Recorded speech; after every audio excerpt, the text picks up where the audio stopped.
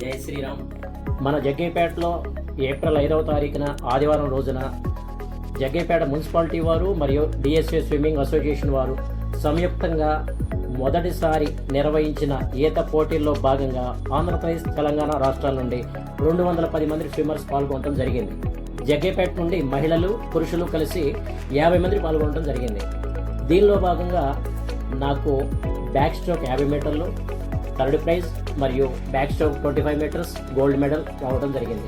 పథకాలు సాధించిన అందరినీ జగ్గయ్యపేట ఎమ్మెల్యే శ్రీరామ్ రాజగోపాల్ గారు, తాతయ్య గారు మరియు మున్సిపల్ చైర్మన్ రాఘవేంద్రరావు గారు ఘనంగా సత్కరించారు. ట్విస్ట్ ఏంటంటే, నాకు ఈత నేర్పిన మా నాన్నగారు నేను జగ్గయ్యపేట స్విమ్మింగ్ పూల్లో మొదటిసారి పోటీల్లో పాల్గొనడం జరిగింది. నాకు చాలా సంతోషాన్ని అనిపించింది.